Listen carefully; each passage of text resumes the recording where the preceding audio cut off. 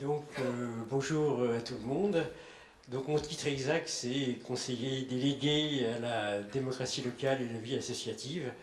Disons que j'ai abandonné le titre de maire adjoint, considérant que simple délégué, ça suffit largement, ça ne change rien à mon travail et à mon rôle dans cette municipalité. Donc, Dominique Voynet m'a chargé de vous souhaiter la bienvenue et de vous présenter ses excuses pour n'avoir pu être là en personne.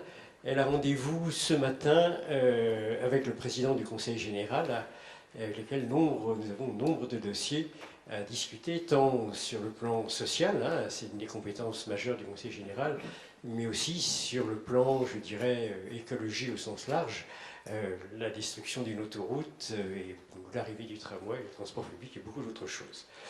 Donc nous remercions l'IMEC pour son initiative, bien sûr, et également la région Basse-Normandie qui a soutenu ce colloque et a accepté cette sorte de délocalisation en région parisienne.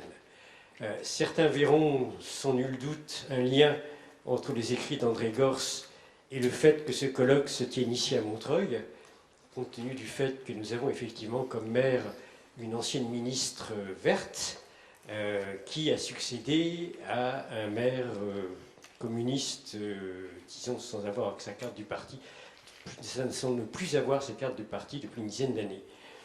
En même temps, je pense qu'il faut se méfier des courts-circuits entre des approches générales et théoriques et la mise en œuvre de politiques publiques, et que des applications mécaniques de représentation ou de théorie ont souvent conduit, même presque toujours, un peu à des catastrophes réelles.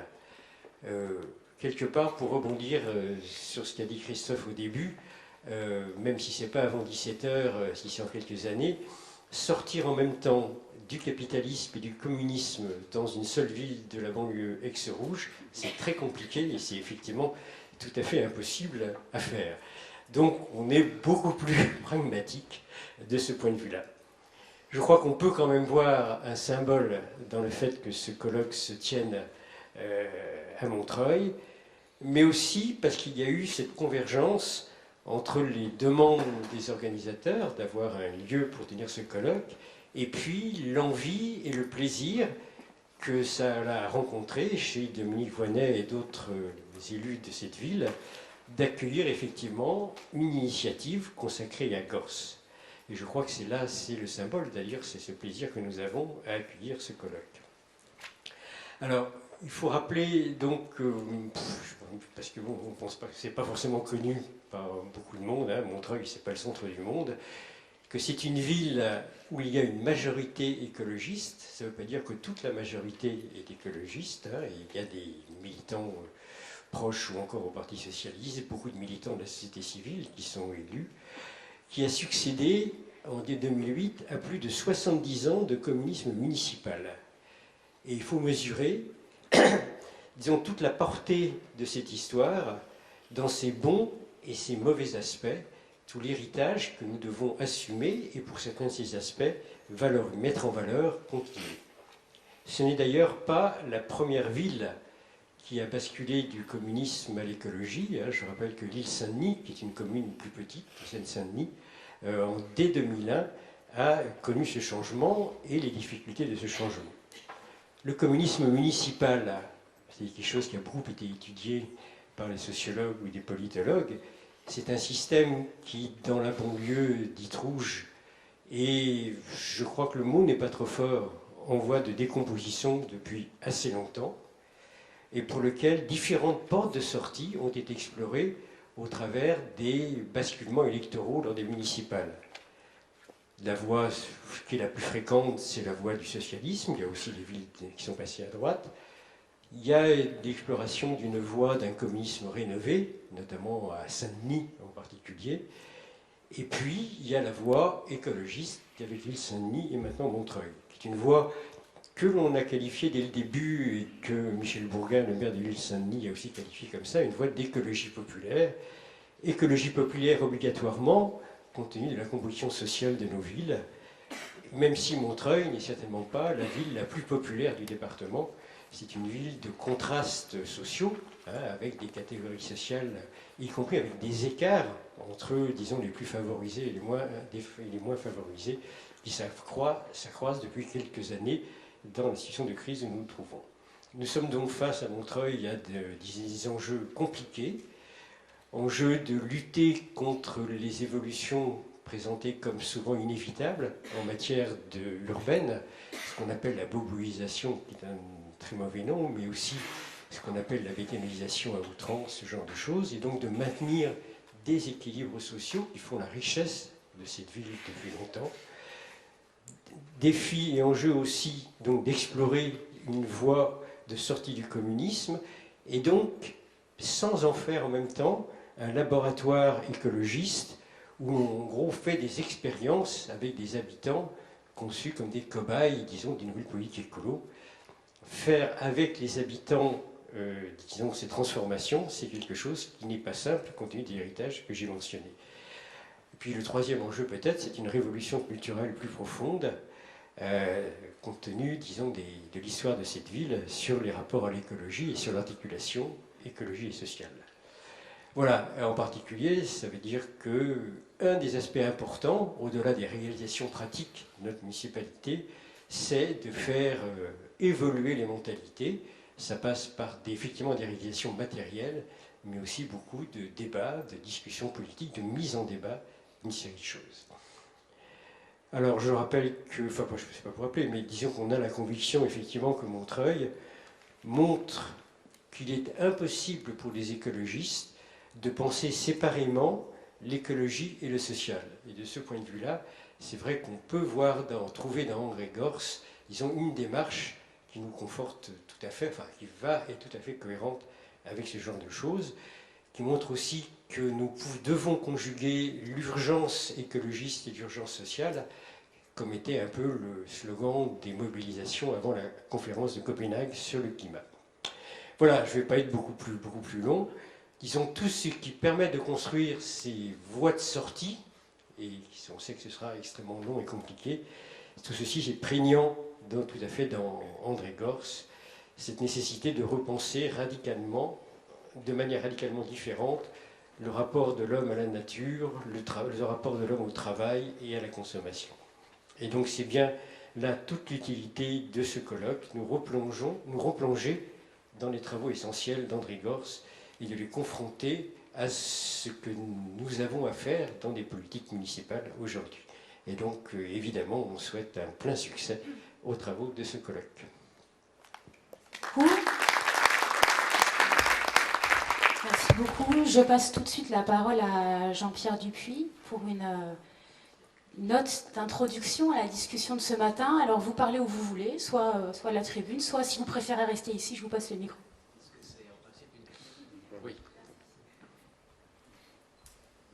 Voilà, j'ai intitulé ce petit topo introductif Gorz et Illich. En effet, je vais parler d'André Gorz en relation avec Ivan Illich. Et essentiellement pour des raisons personnelles, c'est que j'ai essentiellement connu André Gorz toujours en présence presque d'Ivan Illich. André Gorz est mort il y a 5 ans, c'est bon, d'où ce colloque, cette commémoration. Ivan Illich est mort il y a presque 10 ans, le 2 décembre 2002, et il y a beaucoup de manifestations dans le monde pour commémorer donc, sa disparition. Et à Paris, il y aura quelque chose à l'école normale supérieure, d'ailleurs, un colloque qui aura lieu. Le 2 décembre tombe cette année un dimanche, donc ce sera le 1er décembre, le 31 novembre et le 30 novembre. Ça n'existe pas. Le 30 novembre, pardon, et le 29 novembre, je crois. C'est 3 jours à l'école normale supérieure à Paris. Il y a eu quelque chose au mois de septembre au Mexique, avec des rencontres dans la ville de Mexico, à Cuernavaca, où Illich avait établi son centre, et aussi dans le Chiapas, tenu par les Zapatistas, et le subcommandante Marcos, qui fut un Illichien, enfin, qui est toujours de certaine manière un intellectuel, nous a reçus dans son université, l'Universidad de la Tierra, à San Cristóbal de las Casas. On a eu 3 jours de discussion sur Illich. Bon. Voilà, alors comme on a très peu de temps, enfin j'ai très peu de temps, j'ai préféré écrire mon texte et je vais le lire. Hein. En général, c'est pas très bon de faire ça, mais ça permet de gagner du temps, d'hésiter, bon, voilà, de ne pas hésiter. Donc, Gorz et Illich. Dans un entretien paru à l'automne 2005, donc 2 ans avant sa mort, André Gorz, alias Michel Bosquet, s'exprime sur les sources de sa pensée dans les termes suivants. Quelles ont été dans ma vie les grandes rencontres et influences? Il y a eu Sartre, bien sûr, dont l'œuvre, à partir de 1943, année de L'être et néant, a été formatrice pour moi pendant 20 ans. Il y a eu Illich, qui, à partir de 1971, m'a donné à réfléchir pendant 5 ans. Mais les influences les plus importantes ne sont pas nécessairement celles des gens importants. Fin de citation. Avec le recul, je trouve que c'est, de la part d'André Gorz, une manière un peu cavalière de parler de ce que fut l'influence d'Illich sur lui.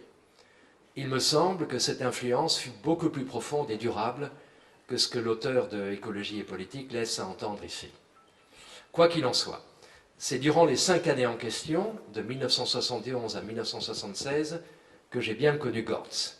C'est à Cuernavaca, donc une petite ville au sud de Mexico, enfin petite ville, elle est devenue énorme maintenant, à 70 km à peu près au sud de Mexico, séparée de la capitale qui est devenue une sorte de monstre, un cancer urbain, par les fameux volcans sacrés, le Popocatépetl et l'Iztaccíhuatl. Bon.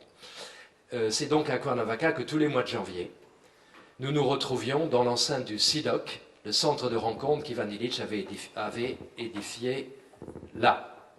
Au CIDOC, des gens venus du monde entier se réunissaient pour reconstruire le monde, mais surtout pour se rapprocher de cet être au charisme incomparable, Ivan Illich, juif viennois comme Gorz, devenu monsignore de l'Église catholique, mais un monsignore défroqué, auteur de livres qui ébranlèrent le monde en ce début des années 70, comme Deschooling Society, une société sans école, d'ailleurs titre qui est un contresens, une société déscolarisée, ce qui n'est pas dit sans école.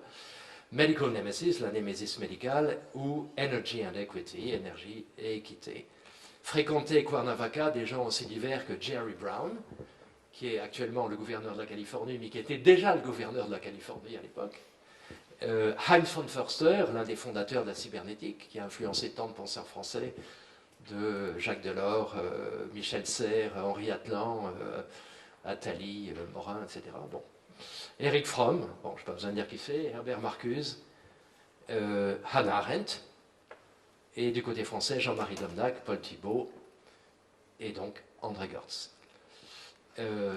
Et celui qui allait, comme je disais, devenir le subcomandante Marcos, qui avait un autre nom à l'époque, son vrai nom, et qui était un tout jeune homme que j'ai connu à l'époque. Ma brève communication aura 3 parties. 1, ce que Gorz a retenu d'Illich, beaucoup selon moi. 2, ce que Gorz a ajouté à Illich, à juste titre selon moi. 3, ce qu'il n'a pas retenu d'Illich, et c'est dommage selon moi. S'agit-il d'écologie? Je demande ça entre parenthèses. À vrai dire, cette question ne m'intéresse pas beaucoup. Elle n'intéressait pas Illich, qui n'utilisait pas le terme. Et je ne suis pas sûr qu'elle intéressait beaucoup Gorz, même si Michel Bosquet, le même bien sûr, s'y reconnaissait. En tout cas, il ne s'agit pas d'environnementalisme. La crise du rapport à la nature n'était pour Gorz comme pour Illich qu'une dimension d'une crise beaucoup plus vaste de nature anthropologique et civilisationnelle. Premièrement, ce que Gorz a retenu d'Illich. L'arme principale de la critique illichienne aura été le concept de contre-productivité, terme qu'il a quasiment inventé, de même que le mot de convivialité. En tout cas, même s'il n'a pas inventé, il lui a donné un nouveau sens. Passer certains seuils critiques de développement, plus croisent les grandes institutions de nos sociétés industrielles, plus elles deviennent un obstacle à la réalisation des objectifs mêmes qu'elles sont censées servir. Et Illich aimait provoquer. Voilà, donc passer certains seuils, disait-il, la médecine corrompt la santé, l'école bêtifie, le transport immobilise, les communications rendent sourds et muets, les flux d'informations détruisent le sens, pensez à ce qui est devenu le courrier électronique, bon. Le recours à l'énergie fossile qui réactualise le dynamisme de la vie passée menace de détruire toute vie future, et, last but not least, l'alimentation industrielle se transforme en poison. Nous y sommes. Derrière ce qui peut apparaître comme des provocations se cachait en fait une analyse minutieuse et rigoureuse des mécanismes de la contre-productivité. Toute valeur d'usage, disait Illich, peut être produite de deux façons en mettant en œuvre deux modes de production, un mode autonome et un mode hétéronome. Ainsi, on peut apprendre en s'éveillant aux choses de la vie dans un milieu rempli de sens. On peut aussi recevoir de l'éducation de la part d'un professeur payé pour cela. On peut se maintenir en bonne santé en menant une vie saine, hygiénique. On peut aussi recevoir des soins de la part d'un thérapeute professionnel. On peut avoir un rapport à l'espace que l'on habite fondé sur des déplacements à faible vitesse, marche, bicyclette. On peut aussi avoir un rapport instrumental à l'espace, le but étant de le franchir, de l'annuler le plus rapidement possible, transporté par des engins à moteur. On peut rendre service à quelqu'un qui vous demande de l'aide, on peut lui répondre, il y a des services pour cela. Contrairement à ce que produit le mode hétéronome de production, ce que produit le mode autonome ne peut en général être mesuré, évalué, comparé, additionné à d'autres valeurs. Les valeurs d'usage produites par le mode autonome échappent à l'emprise de l'économiste ou du comptable national. Il ne s'agissait certes pas de dire pour Illich, de dire que le mode hétéronome est un mal en soi, loin de là. Mais la grande question qu'Illich eut le mérite de poser est celle entre les deux modes. Il ne s'agissait pas de nier pour Illich que la production hétéronome peut vivifier intensément les capacités autonomes de production de valeur d'usage. Voilà pourquoi je disais que traduire Deschooling Society par une société sans école est un contresens. Déscolariser la société, ce n'est pas enlever toute école, c'est de faire que ne paralyse pas les capacités autonomes d'apprentissage. Simplement, l'hétéronomie n'est ici qu'un détour de production au service d'une fin qu'il ne faut pas perdre de vue, l'autonomie. Or, l'hypothèse d'Illich était que la synergie positive entre les deux modes, autonome et hétéronome, n'est possible que dans certaines conditions très précises. Passé certains seuils critiques de développement, la production hétéronome engendre une complète réorganisation du milieu physique, institutionnel et symbolique, tel que les capacités autonomes sont paralysées. Se met alors en place ce cercle vicieux divergent de la contre-productivité. L'appauvrissement des liens qui unissent l'homme à lui-même, aux autres et au monde devient un puissant générateur de demandes de substituts hétéronomes qui permettent de survivre dans un monde de plus en plus aliénant, tout en renforçant les conditions qui les rendent nécessaires. Le mode de production hétéronome tend alors à exercer un monopole radical sur la production des valeurs en question. Cette analyse démontre lumineusement, me semble-t-il, pourquoi nous sommes tant attachés à cela même qui nous détruit. Alors, je n'ai évidemment pas le temps de montrer en détail ici comment tant André Gortz que Michel Bosquet ont fait travailler ces concepts en les rebaptisant parfois ou souvent dans les domaines de la santé, du transport et du travail en particulier.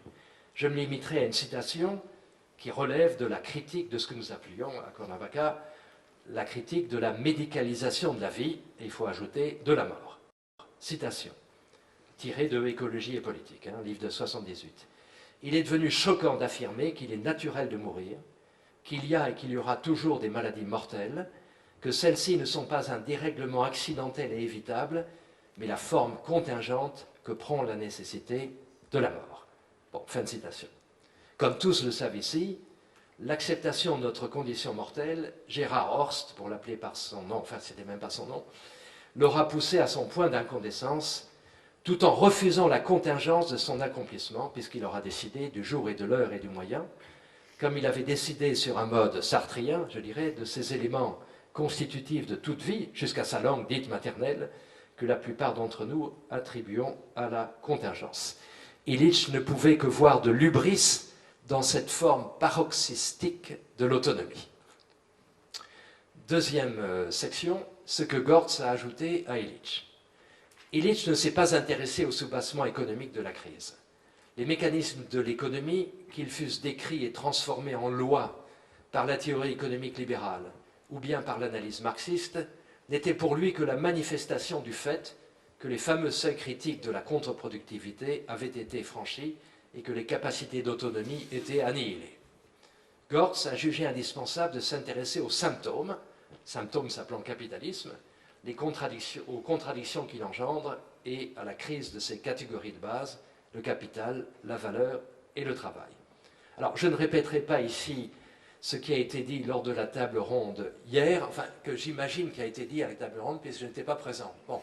Enfin, d'après le titre, après le marxisme aux éducatifs, j'imagine que ces choses ont été dites.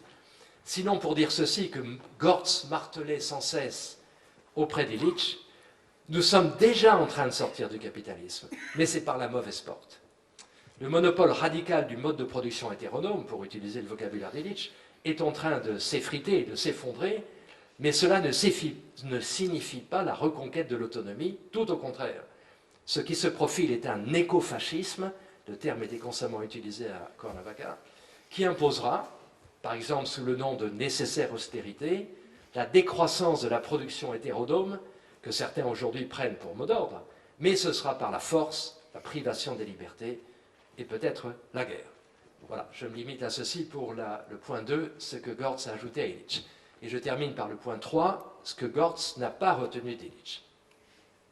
Il y a en vérité un écart énorme, me semble-t-il, entre Gortz et Illich en ce qui concerne leur philosophie de l'histoire respective. Chez le premier, Gortz, nous trouvons une philosophie de l'émancipation humaine, purement immanente, qui tente de combiner le dualisme exacerbé de l'existentialisme sartrien avec le monisme matérialiste de Marx, au prix d'un saut métaphysique périlleux que Sartre lui-même tenta dans sa critique de la raison dialectique, livre de 1960. Bon, je me rappelle que Gérard, comme nous l'appelions, me conseillait un jour de prendre 3 mois de vacances pour lire et étudier ce livre, qui était sa Bible, critique de la raison dialectique. Chez Illich, il y avait une empoignade permanente avec la transcendance, qui débouchait sur une sorte de théologie négative. Son recours à la mythologie grecque, les dieux envoient la déesse de la vengeance, Némésis, pour les punir de leur démesure. Bon, Illich a dû utiliser le mot Némésis 5 fois dans les titres de ses livres ou de ses articles. Némésis médical, par exemple. Bon, ce recours à la mythologie grecque n'était pour lui qu'une façon imagée de parler. Il ne la prenait pas au sérieux. Et quant à l'Église catholique, dont il avait été un membre éminent, elle était l'objet constant de sa critique. Ce n'est pas par hasard qu'il appelait cléricature des institutions contre-productives, la médecine, l'école, les transports, etc. Comme l'Église, selon Illich, elles veulent faire le bien et c'est le mal qu'elles produisent. Et Illich, à ce propos, aimait citer la formule latine « corruptio optimi pessima », la corruption du meilleur engendre le pire. Illich analysait notre monde moderne comme reposant sur une interprétation corrompue du message évangélique, tel qu'il s'exprime en particulier dans la parabole du bon samaritain. À l'époque du Christ, cette parabole donne une définition radicalement nouvelle du prochain. Le prochain, ce n'est plus le membre de ma communauté, c'est le premier venu, y compris peut-être un ennemi, comme les Samaritains l'étaient pour les Juifs. C'est le premier venu qui vient me secourir et s'occuper de moi. Bien avant Facebook, Hayek, suivant cela Adam Smith d'ailleurs, a prétendu que le marché conférait une acception radicalement nouvelle à la notion d'ami. Sont mes amis le boucher, le brasseur et le boulanger, que je connais à peine ou même que je ne connais pas du tout, mais sans qui je mourrais de faim et de soif. Quelle différence y a-t-il entre ces deux révolutions? La seconde, celle du marché généralisé, fait de la charité une bienveillance abstraite, universelle, et non comme la première, celle de l'Évangile, le pas qui fait se rapprocher 2 personnes dénommées. Tu es Pierre, et sur cette pierre, etc. Bon. Au fond, la transcendance que visait Illich, c'est ce qu'il appelait, et c'était la valeur qu'il mettait au-dessus de tout, amitié, et qui réunissait les 3 composantes grecques de l'amour, à savoir la philia, bon, l'amitié, l'éros, qui était un élément très important pour Illich, et l'agapé, c'est-à-dire l'amour chrétien. Quand on pose les grandes questions auxquelles Gortz comme Illich se sont affrontés, et que nous nous posons à nous-mêmes aujourd'hui, on ne peut pas éluder la question du rôle du religieux, de la transcendance en tout cas, pas forcément religieuse, dans la possibilité même de l'avenir de l'humanité. Excipé du principe de laïcité pour se croire affranchi de cette question au plan politique et la reléguer dans le domaine privé est la pire et la plus dangereuse des illusions. Il me semble qu'Illich en fut beaucoup plus conscient que Gortz. Voilà ce que je voulais dire en introduction. Merci beaucoup.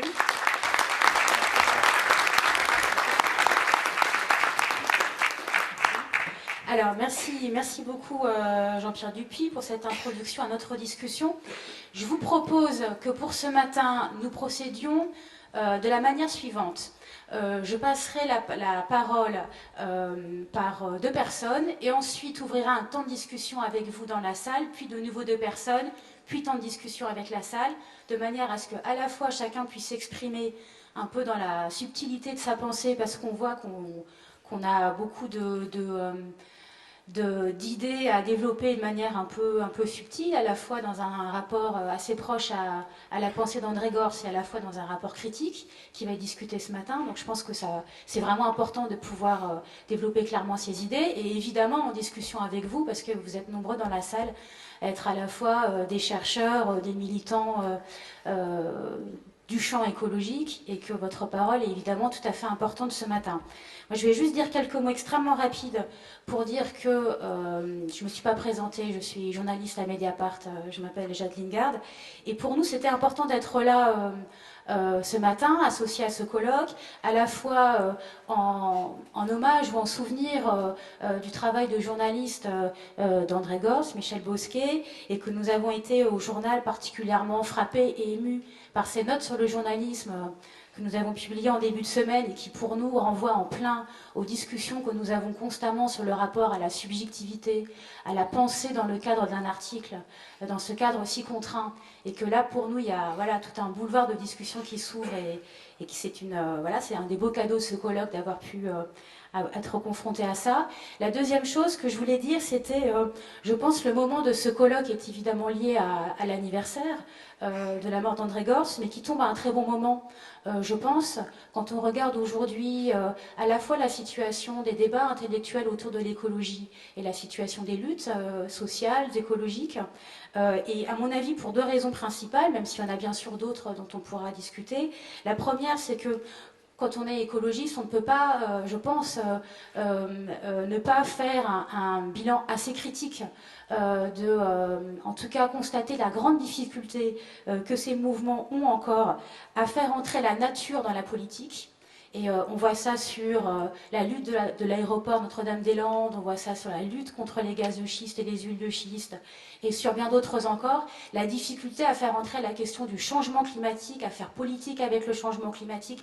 On n'arrive pas encore à faire passer cette idée-là. Et dans ce contexte-là, le besoin de référence est énorme, et la pensée de Gorz l'a fourni, avec les limites qu'on va discuter ce matin, mais fournit un appareil critique, intellectuel et politique qui me semble essentiel dans le rapport au capitalisme, dans le rapport à la critique sociale, et que de ce point de vue-là, il est très frappant de voir à quel point l'écosocialisme, l'idée d'écosocialisme aujourd'hui est reprise dans toute une série de mouvements, que ce soit au parti de gauche, et qui du coup on voit bien utilise l'idée d'écosocialisme pour faire entrer de l'écologie dans un univers intellectuel plutôt d'héritage marxiste, mais aussi chez des gens plus sociodémocrates, on va dire, qu'il y a une possibilité de passage qui s'ouvre et qui est tout à fait intéressante.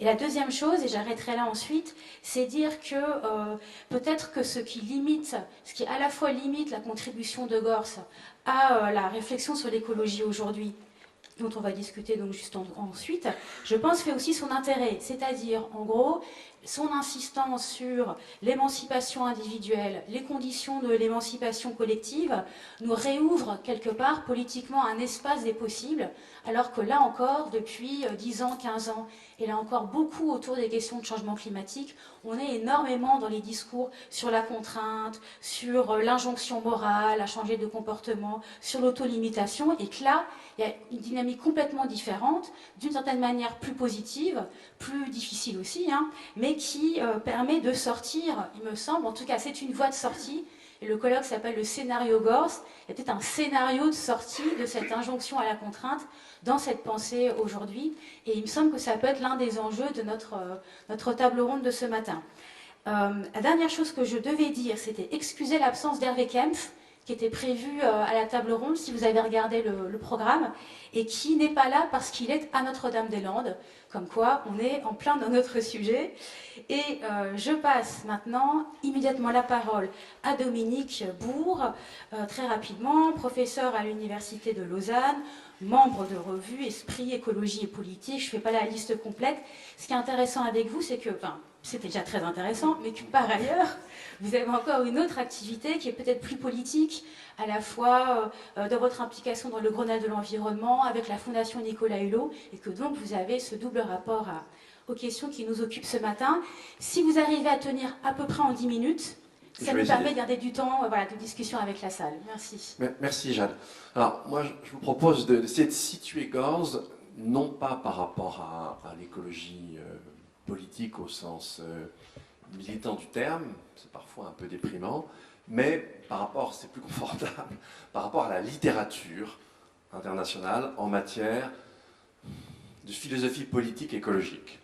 Et je vais essayer de présenter ça avec 4 postures différentes, et puis montrer comment on peut faire le lien avec la pensée de Gorz à cet égard. Donc la première posture, la plus présente, la plus importante, c'est celle qui consiste à essayer d'améliorer le système du gouvernement représentatif, le système des démocraties représentatives, pour y faire entrer, justement, comme le disait Jeanne, la question de la nature. Alors, on a tout un arc de possibles. Une des thèses les plus célèbres, c'est celle de la démocratie désaffectée, hein, de la philosophe Robinet et Kersley. Alors, c'est assez marrant parce qu'elle-même met en avant le fait qu'il faut améliorer le système représentatif, et en fait, elle recourt à des choses qui ne sont pas représentatives. Par exemple, le principe de précaution ou d'autres choses, c'est assez curieux. Alors, on a d'autres interrogations, des gens comme Dobson, comme Eckley, etc., qui sont demandés si finalement on ne pouvait pas réserver un certain nombre de sièges qui seraient plus des représentants de la nature. Toute la difficulté, c'est que ce n'est pas parce que vous réservez des sièges à des représentants de la nature que vous aurez pour autant des représentants de la nature.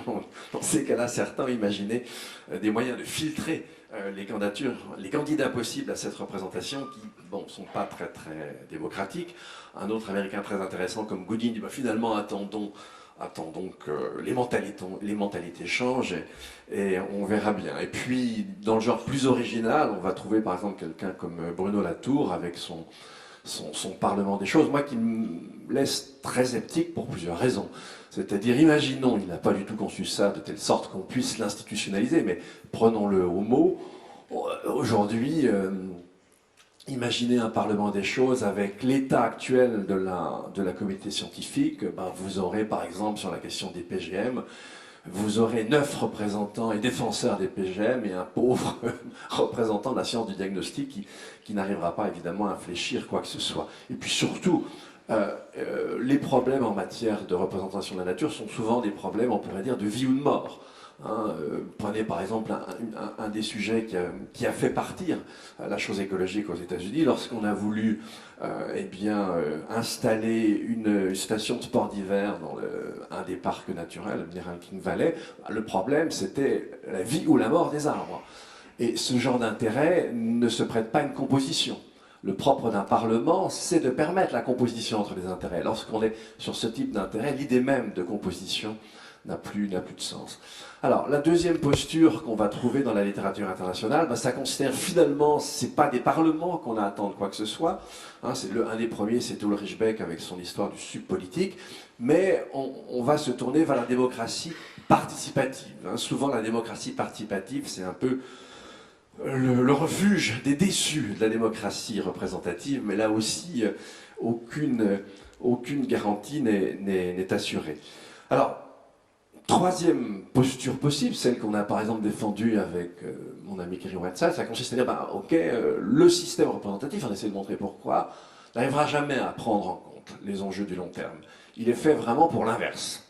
Il est conçu pour promouvoir les intérêts du court terme. N'en attendons pas qu'ils prennent en compte ces enjeux long terme, qui ne sont pas simplement des enjeux écologiques, ça peut être aussi des problèmes de modification du substrat de la condition humaine. On est dans des enjeux long terme et qui ne relèvent pas de l'écologie, au moins dans un certain sens du terme. Donc, nous, ce qu'on a proposé, c'est d'adjoindre aux institutions représentatives des institutions non représentatives. Et pour l'anecdote, lorsque, il y a 2 ans, j'avais passé le projet de livre à Michel Rocard, je crois qu'il a eu une très bonne critique. Il m'a dit, vos idées, elles sont vraiment intéressantes, Mais jeune homme, vous arrivez avec 20 ans de retard. Et j'ai bien peur qu'il ait tout à fait raison. C'est-à-dire, et je vais revenir, plus on laisse se fermer un certain nombre de fenêtres d'opportunité, et plus il est difficile, par un jeu institutionnel, de se mettre au diapason des enjeux. Je vous donne un simple exemple. Imaginons que nous ayons réussi en 2009 à Copenhague à donner une suite juridique à Kyoto et qu'on mette en place des engagements internationaux contraignants sur les émissions de gaz à effet de serre. Eh bien, il aurait fallu stabiliser les émissions mondiales en 2015 et puis les baisser chaque année, les émissions mondiales, de 3%, pour ne pas effectivement dépasser les fameux 450 ppm et pour éviter, enfin en tout cas, d'avoir 3 chances sur 4 d'éviter une augmentation supérieure de degrés de la température d'ici à la fin du siècle. 3% en moyenne, évidemment pour nos pays, c'était pas 3% par an, vous imaginez bien. Maintenant, c'est fini, pas réussi. Peu de chances qu'un tel accord advienne, mais imaginons qu'un tel accord advienne en 2015. Pour le mettre sur pied, le mettre en œuvre, il faudra attendre 2020-2021. À ce moment-là, la nécessité de réduction moyenne n'est plus du tout de 3%, mais c'est de 6 à 9% par an. C'est évidemment totalement impossible. Et donc, une démocratie écologique, plus on attend, plus elle devrait affronter des défis insurmontables. Et donc là, j'en arrive à la 4e posture possible, qui est... Alors, je vais rassembler un certain nombre de choses sous ce terme-là, mais c'est finalement, entre guillemets, je vais presque dire, de tabler sur un effondrement. Alors l'idée de l'effondrement, on l'a dès le début de la pensée écologique. Vous la trouvez chez Charles Fourier, vous la trouvez chez Eugène Husard, vous la trouvez chez Georges Perkins Marsh. Mais ce qui est terrible, c'est qu'aujourd'hui, vous la retrouvez non plus chez des prophètes, mais vous la retrouvez dans la littérature scientifique. Je pense par exemple au très bon dossier qu'avait sorti la Royal Society en janvier, je crois, 2012, sur ce qui adviendrait au cas où on atteindrait l'augmentation moyenne de la température de 4 degrés. Ce qui est malheureusement fort probable. C'est-à-dire que si on regarde les engagements pris par les différents États, si tant est qu'ils les tiennent, à l'issue de Copenhague, on est au minimum à 2,5, très probablement à 3 ou à peine au-delà. Si on prend en compte les infrastructures, les projets d'infrastructures, on est très probablement largement au-delà des 3 degrés. Qu'est-ce que ça signifierait? 4 degrés en moyenne, ça signifierait une chute probablement, et très probablement, des capacités de production alimentaire du genre humain. Si vous prenez une autre entrée, celle de la biodiversité, là je vous renvoie dans un autre papier, cette fois-ci publié début juin de cette année aussi dans Nature, c'est-à-dire si on regarde le passé, effectivement, quand on a pour des raisons purement naturelles une modification des écosystèmes, et cette modification atteint grosso modo la moitié des écosystèmes terrestres, on a un basculement de l'ensemble. Et on en est très très proche aujourd'hui.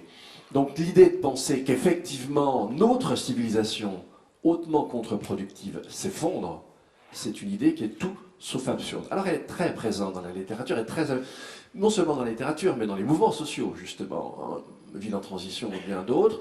Ce qui est intéressant, c'est que c'est jamais, ou c'est très rarement thématisé comme tel.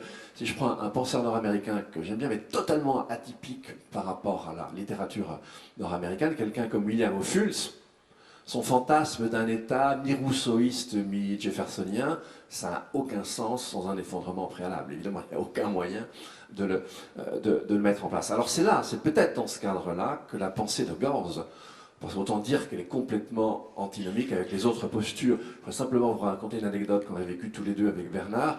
Il y a une vingtaine d'années, on est allé faire une interview qui n'a d'ailleurs jamais été publiée, c'est dommage, mais c'est lui qui l'avait refusée, d'André Gorz et Gérard Horst. Et en fait, c'est la seule fois que je l'ai vu se fâcher. Il s'est fâché contre nous. Alors, pourquoi s'est-il fâché? Parce qu'on défendait la nécessité d'un tiers, donc la nécessité d'institutions. Et Jean-Pierre l'a rappelé tout à l'heure, Gorz a poussé l'autonomie jusqu'à l'hubris, c'est-à-dire en se recréant lui-même, en changeant sa langue maternelle, en changeant son nom, et finalement en assumant par sa volonté son propre décès.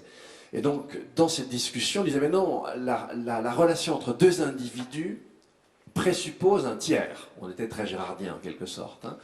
Et là, il s'est fâché. Et effectivement,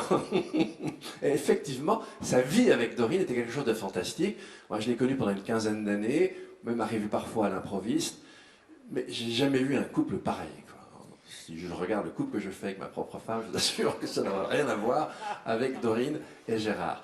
J'ai jamais vu une ombre, et pourtant je suis allé assez régulièrement, jamais une ombre, jamais compris comment ils fonctionnaient les deux, mais effectivement, en quelque sorte, il avait réalisé son fantasme au moins dans cette union, mais pouvoir parler du tiers, c'était quelque chose qui le mettait en colère, et c'est la seule chose qui n'est jamais mis en colère. Mais cela dit, voilà, ce qu'on va retrouver dans la pensée de Gorz, c'est tout un tas d'éléments extrêmement intéressants si on veut imaginer ce que pourrait être un post-effondrement. Bon, son attention effectivement sur les démarches de type bottom-up, son attention aux monnaies parallèles, cette question de la norme du suffisant, comment on peut dealer finalement entre des contraintes externes et ce qui peut être une opportunité de créativité sociale. Toutes les choses qu'on peut reprendre chez lui sont autant de moteurs, autant d'indices, autant de voies possibles pour essayer de penser ce que pourrait être cette espèce d'au-delà de l'effondrement. Et je m'arrêterai là. Merci. Merci beaucoup. Merci Dominique. Je vous propose d'avoir maintenant un temps d'échange avec vous s'il y a des personnes, bien sûr, qui souhaitent s'exprimer à ce stade, soit pour des questions, des commentaires, des réactions, des interventions à ce qui vient d'être dit. Voilà, voilà, il y a une personne devant. Est-ce que, pardon, je vous donne un ordre en désignant comme ça, mais ça vous va si vous... Oui, c'est une question à Jean-Pierre Dupuis. Alors, Gorz, ayant longuement fréquenté Cuernavaca, aurait dû devenir très méfiant face à la technique et ne pas croire que les solutions aux problèmes soulevés par la technique seraient dans encore plus de technique. Or, malgré sa connaissance d'Illich, de technocritique, il est devenu techno-naïf en saluant l'informatique et les photocopieuses à 3 dimensions dites Fab Lab comme clé de la solution pour parvenir au monde merveilleux, selon lui, de l'artisanat high-tech. D'où vient cette naïveté, cet oubli que le matériel informatique est fabriqué de façon polluante et fortement impactante et socialement destructrice dans les lieux d'origine des matières premières, et cet oubli de la qualité conviviale du vrai artisanat, et non pas de l'artisanat high-tech, qui se passe dans la transparence alors que l'informatique c'est l'opacité, car aucun hacker, salué pourtant par Gorz, sait fabriquer de A à Z son ordi et encore moins sa photocopieuse 3D Fab Lab. Donc d'où vient cette techno-naïveté? Oui, on en a déjà discuté avant que cette séance commence là. Bon, je sais pas comment dire, la théorie illichienne de la contre-productivité, qu'a reprise vraiment, ça j'aurais voulu le montrer, mais le temps manquait, que vraiment ça a énormément influencé André Gorz. Il y a une notion extrêmement vague qui est celle de seuil critique. Hein, parce que Illich n'a jamais dit quelle était la nature de ces seuils critiques, est-ce qu'ils relèvent de la nature, est-ce qu'ils relèvent de la culture, est-ce que, etc. Bon. Et pourtant, ce sont des points de basculement. Alors certes, tu le disais, Dominique, en écologie, je veux dire, sur la question, pardon, des phénomènes météorologiques, enfin du réchauffement climatique et autres, il y a vraiment des tipping points. Hein. Par exemple,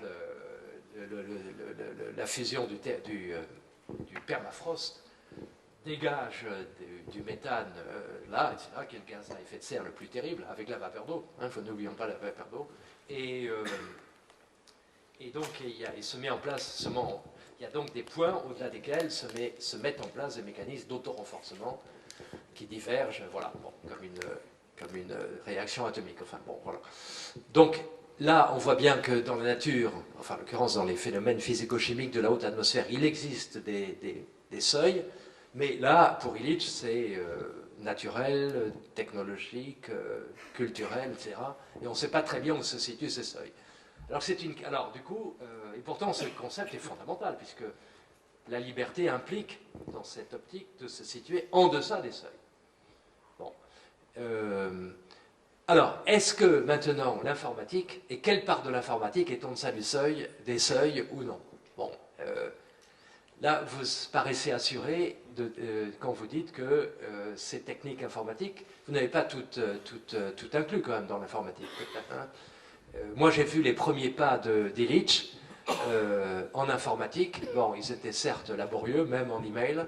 Bon, il n'était pas génial, hein, donc 2002, il est mort en 2002, donc c'est bon, c'est pas encore.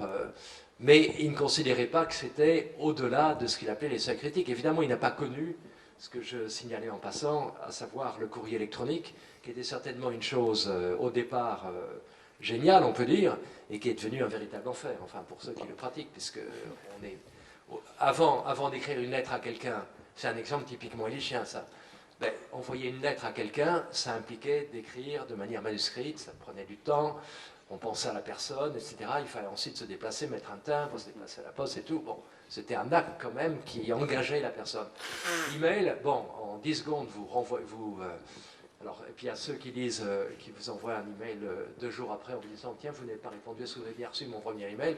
Et donc ça s'accumule, c'est l'enfer, c'est l'enfer. Donc là, on peut dire que le courrier électronique a dépassé le seuil critique, là c'est clair. Mais ce que vous dites, je ne sais pas, je ne sais pas. Et je ne suis pas sûr que l'illicho-gortzisme permette de répondre à la question. Vous paraissez assuré, j'avoue mon... Mais enfin, tout ça pour dire que la notion de seuil est à la fois fondamentale dans leur optique, à Gortz et à Illich, et extrêmement vague. Et ça, c'est un problème. Merci, je vous en prie. Une autre question pour Jean-Pierre Dupuy. Je ne me souviens plus exactement de vos termes, mais vous avez mentionné la tension entre l'engagement existentialiste de Gortz et le matérialisme marxien. Qui était aussi, hein. Oui, je sais bien. Je suis aussi de cet avis. Je pense que c'est très clair, par exemple, dans la morale de l'histoire, qui malheureusement est épuisée, avis aux amateurs d'ailleurs, qui voudraient le publier. Moi, je pense qu'il faudrait que ce soit republié.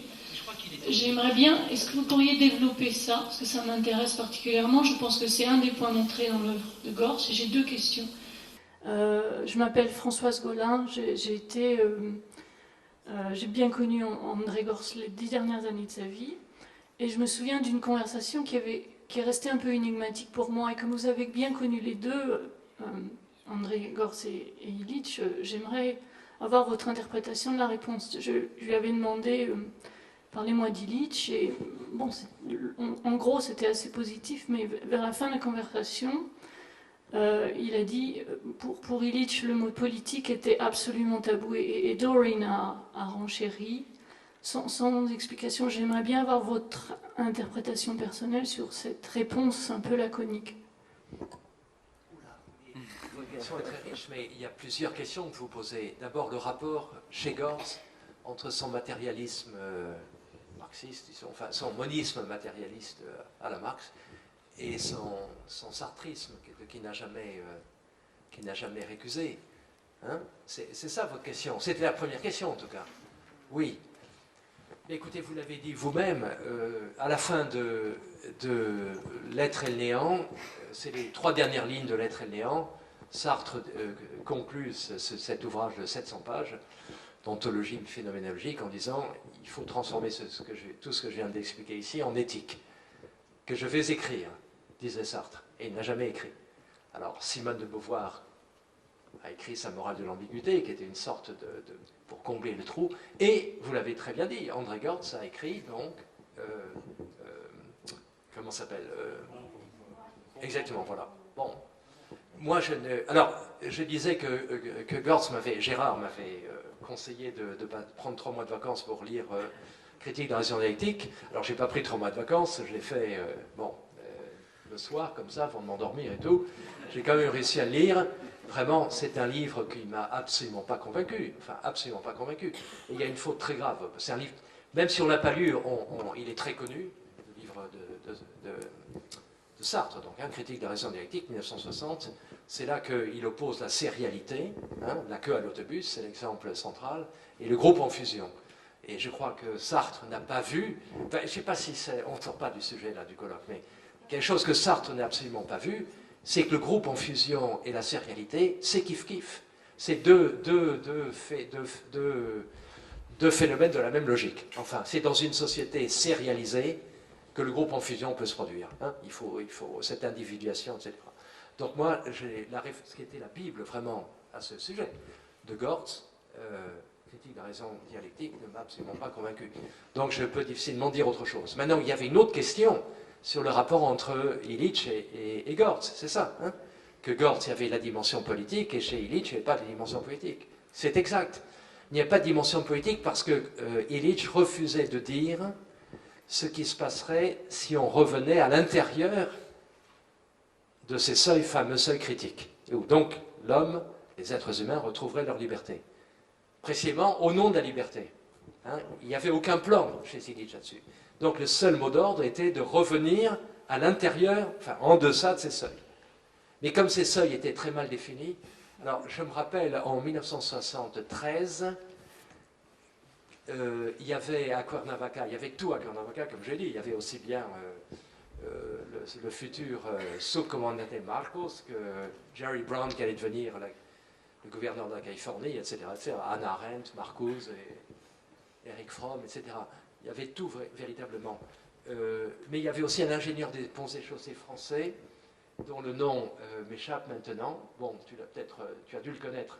Et Illich l'avait chargé d'étudier comment évoluerait le Mexique si on ne pouvait pas aller plus vite que la vitesse de la bicyclette. Hein, il y aurait donc une reconfiguration totale du Mexique. Alors, je ne sais à vrai dire, cette étude, je crois qu'elle a été faite par le gars en question, qui était très sérieux, mais je ne sais pas ce que ça a donné. Voilà. Donc, effectivement, il y avait, chez Illich, il y avait une absence de, non pas de réflexion, mais une absence de dire quoi que ce soit au sujet politique, car le seul mot d'ordre pour lui, c'était laissons faire la liberté, cette liberté qui n'existe plus aujourd'hui, parce qu'on a dépassé les seuils critiques. Voilà.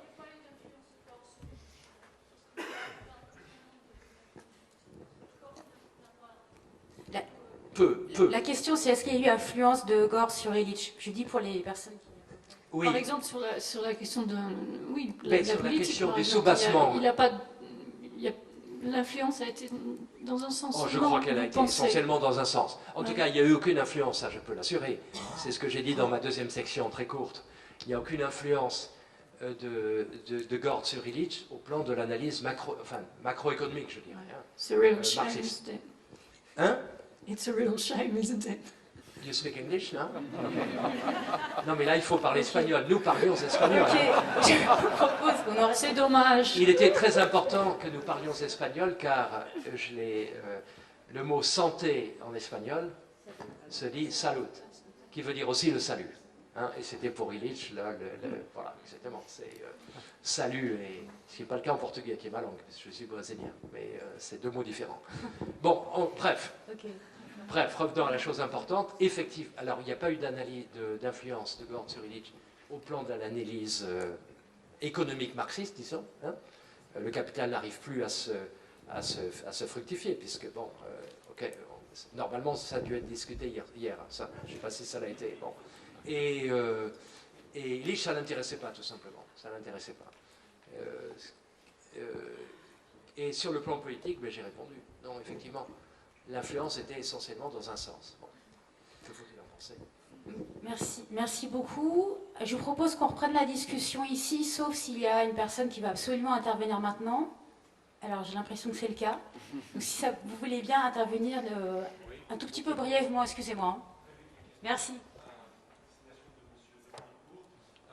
Vous êtes passé peut-être un peu vite, parce que si le temps est compté sur la démocratie participative, je me demandais si un des enjeux, justement, ce ne serait pas d'essayer de transformer nos concitoyens, les habitants de la Terre, en homo politicus et de les faire passer d'homo economicus qui sont en homo politicus. Je veux dire que... Est-ce qu'un des enjeux, c'est pas aussi de réfléchir à des institutions locales, municipales, régionales, où les gens auraient à percevoir les conséquences de leurs actes, les conséquences concrètes, les questions de gestion des externalités, des déchets, de quelles ressources ils possèdent pour peut-être les rendre responsables et conscients de notre destin tous. Alors, merci, Dominique. Merci. Je suis allé très très vite, évidemment, tout à l'heure.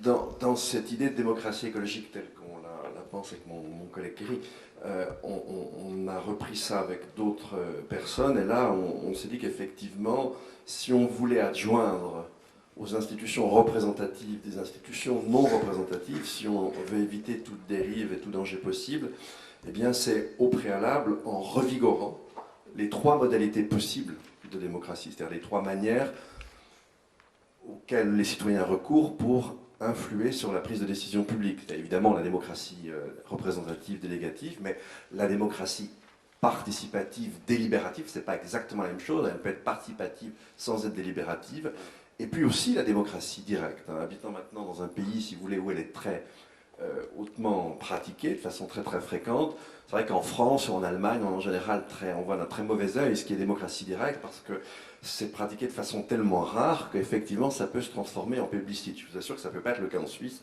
parce que pratiquement toutes les semaines vous devez voter. Donc là, la démocratie directe est tellement banalisée que ça ne donne plus du tout la même chose. Mais vous avez raison, il faut jouer sur les trois modalités.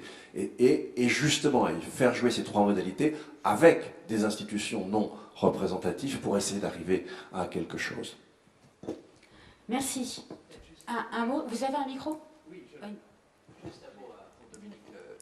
Oui, le quatrième scénario, c'est celui de l'effondrement. Hein. Alors je l'ai simplement signalé qu'il me semble que c'était, mais pour des raisons qui s'expliquent, assez absent, même complètement absent, de la pensée d'Illich, mais même de Gortz, mais tout simplement parce que on était encore loin de l'abîme.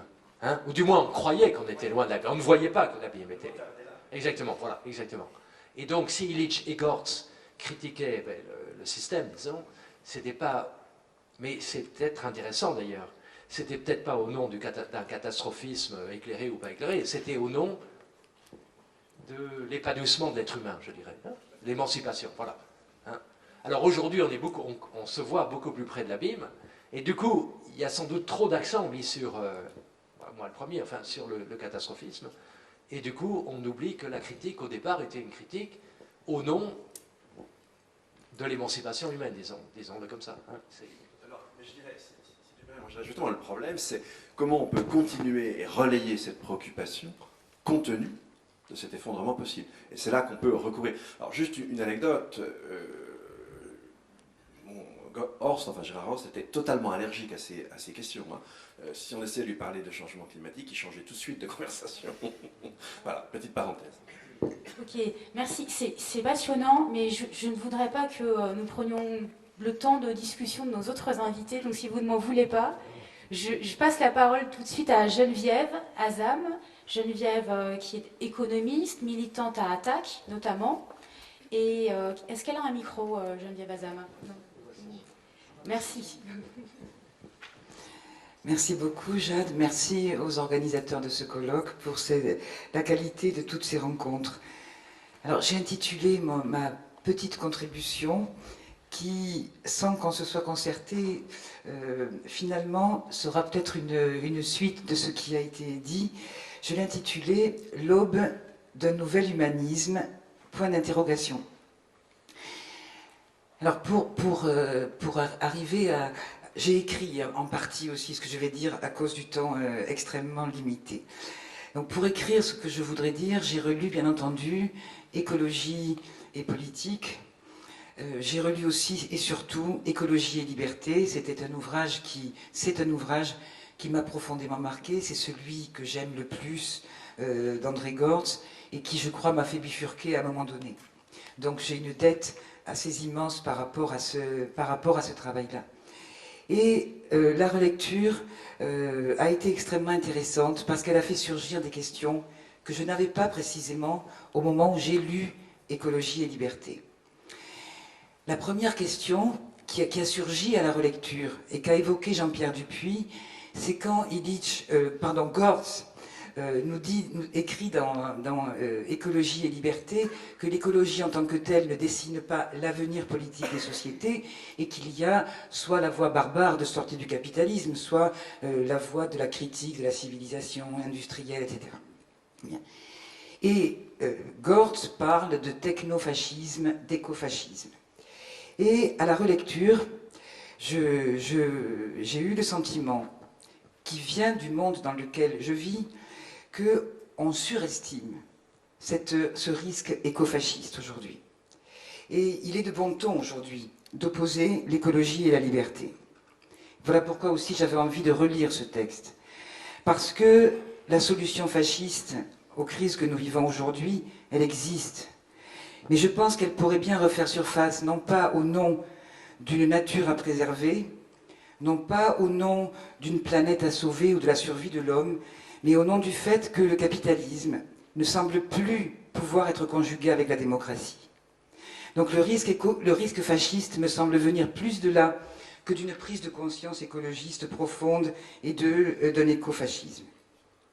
La deuxième question qui a vraiment surgi à la relecture de ce texte, qui pour moi représentait le projet d'autonomie des sujets, autonomie des sociétés, autogestion, autant de thèmes qui dans ces années 70 nous ont tellement portés, la relecture donc m'a fait percevoir ce que je n'avais pas vu à l'époque, peut-être cette hubris dont a parlé Jean-Pierre Dupuy, de la possibilité de l'autoconstruction du sujet, du choix absolu de l'individu, qui, de mon point de vue, bien entendu, c'est ce que développe aussi Françoise Golin dans un de ses articles, c'est la prise de parti humaniste dans la tradition de l'humanisme marxiste, de l'humanisme existentialiste et d'un humanisme qui, chez Gortz, reste un humanisme anti-nature. Même s'il est tempéré par rapport à d'autres formulations, il reste un humanisme anti-nature. La nature n'est pas bonne pour l'homme, l'homme est fragile par rapport à cette nature qui peut être mauvaise, bon, etc., etc.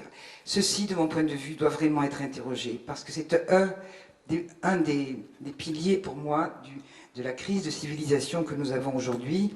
Et pourquoi j'ai été alertée en lisant cela? Parce que précisément, nous vivons depuis 30 ans dans un univers néolibéral qui prône l'autoconstruction du sujet, qui même a fait de l'injonction de la construction du sujet, de l'individu entreprise, de l'individu qui gère son capital de manière autonome, du refus de toute détermination. C'est ça le cœur du projet néolibéral. Donc je me suis dit, il faut qu'on revisite cette question de l'autonomie, non pas pour l'abandonner, mais pour l'enrichir. Voilà pourquoi je repose la question d'un nouvel humanisme. Troisième question qui a vraiment surgi à la relecture, c'est que Gortz met très justement en avant l'autre scénario, c'est-à-dire un scénario, non pas de l'effondrement, puisqu'il ne parle pas de l'effondrement, mais de la crise écologique comme un levier possible pour une critique radicale de la civilisation techno-industrielle. Alors, il est vrai qu'aujourd'hui, si nous regardons partout dans le monde, nous avons une émergence de luttes de type écolo-social extrêmement importante. Aussi bien dans les pays du Nord que dans les pays du Sud, qu'on avait souvent tendance à réduire à des questions de survie. On se rend compte à quel point les choses sont absolument liées. Donc c'est une bonne nouvelle. Mais en même temps, cette bonne nouvelle ne supprime pas la difficulté devant laquelle nous sommes. Parce que cette critique, en dehors de ces expériences localisées, est loin d'être intériorisée et symbolisée pour devenir un support. Parce qu'elle est moins le fruit de la révolte des humains, elle est moins le fruit d'un désir d'émancipation, elle est moins le fruit du refus de l'insupportable ou de la construction d'une communauté politique que le cri, je dirais, d'une terre épuisée à force d'être pressurée, comme l'attestent beaucoup de rapports scientifiques aujourd'hui qui jouent le rôle d'alerte. Ce ne sont plus les mouvements sociaux qui prioritairement jouent le rôle d'alerte par leur volonté émancipatrice, ce sont ces rapports scientifiques qui aujourd'hui sonnent l'alerte. Or, la connaissance partagée est loin de suffire pour déclencher un processus radicalement alternatif.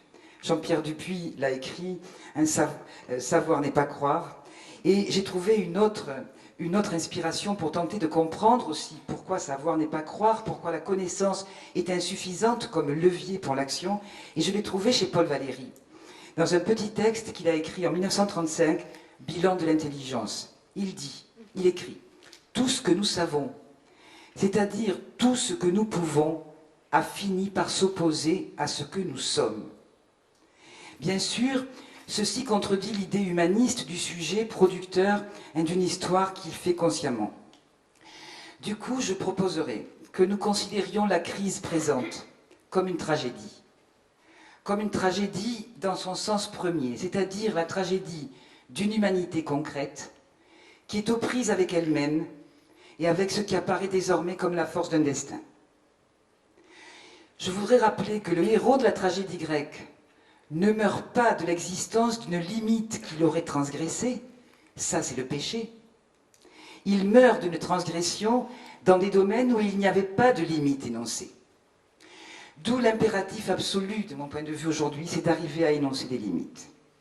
La question, une fois qu'on a dit ça, reste entière. Où se trouvent les lieux pour poser ces limites? Comment retrouver un extérieur à ce que nous sommes? Si je reprends la phrase de Valérie, comment retrouver un extérieur à ce que nous sommes alors que la société économique dans laquelle nous vivons a absorbé tout ce qui pouvait lui être extérieur, y compris la nature, ou en tout cas tend à l'absorber? Je vais tenter de faire une proposition qui paraîtra à certains scabreuse peut-être, d'une possibilité de retrouver un point extérieur. Et là, je pense que Gortz a ouvert des portes, mais ne peut pas nous aider jusqu'au bout pour formuler ce point extérieur. Parce que Gortz s'est inscrit dans un dualisme qui a consisté à opposer la liberté et la nécessité. Je n'y reviens pas, ça a été développé tout à l'heure. Il est vrai que la nécessité est de l'ordre de la survie, de la détermination, elle s'oppose à la liberté, et c'est vrai qu'il reste, malgré tout, dans la tradition, disons, philosophique de Marx, pour qui la liberté, conquérir le monde de la liberté, suppose de s'affranchir de la nécessité. Même si Gortz reconnaît une certaine irréductibilité de la nécessité, c'est pour cela qu'il propose la baisse du temps de travail, la baisse du temps nécessaire à la production de la survie. Même s'il reconnaît cela, malgré tout, il maintient la dualité entre nécessité et liberté. Pour moi, c'est très problématique. Et là, je suis plus proche d'Hannah Arendt, je dois dire, qui je pense aussi a influencé Gortz. On n'en a pas du tout parlé. Je le regrette beaucoup, en particulier sur le travail. Bon, hier, ça n'a pas émergé de la discussion, c'est peut-être un petit peu dommage. Mais Arendt dit le contraire de la nécessité. Mais l'opposition, ce n'est pas la liberté. La nécessité s'oppose au hasard, et non pas à la liberté. Et donc, nous devons arriver à penser nécessité et liberté en même temps, parce qu'on ne peut pas s'affranchir de la nécessité. Cette volonté de s'affranchir de la nécessité, c'est là qu'on peut retrouver un peu un rêve prométhéen, de s'affranchir définitivement de la nécessité. Si la quête d'autonomie des sujets et des sociétés suppose de tenir séparé ce qui est de l'ordre des sociétés et ce qui est de l'ordre de la nature, je dis bien séparé et pas opposé, alors que la dualité construit au contraire une opposition entre la société et la nature, entre la liberté et la nécessité, là où, à mon sens, il faut créer de la relation, il faut recréer du lien. Parce que reconnaître qu'il y a une frontière, et à mon sens, elle est nécessaire. Et en ce sens, je m'inspire beaucoup d'Hannah Arendt, là, elle est nécessaire, cette frontière, entre ce qui est de l'ordre de la nature, ce qui est de l'ordre de la société. Eh bien, cette frontière n'est pas opposition, elle est au contraire lien. C'est la frontière qui relie, c'est pas la frontière qui sépare. Frontière nécessaire. Alors, très concrètement, comment peut-on avancer pour arriver à penser cela? J'ai oublié de dire, pardonnez-moi, que cette dualité, à mon sens, ne permet pas à Gortz de penser la question de l'effondrement, parce que, y compris quand il est lumineux sur l'analyse de la crise de civilisation, dont il voit bien toutes les facettes, malgré tout, là aussi, il maintient une dualité. C'est-à-dire qu'il analyse la crise comme étant la crise de la suraccumulation du capital, dans la pure tradition marxiste, améliorée, hein, mais pure tradition marxiste. Et il dit, cela se complique d'une crise écologique. Non. La crise écologique est au cœur de la crise d'accumulation. Elle n'est pas un à côté, elle n'est pas externe. Et donc, nous dit-il, le capitalisme est borné par une contrainte externe. Non. La nature n'est pas une contrainte externe. La nature est une contrainte interne.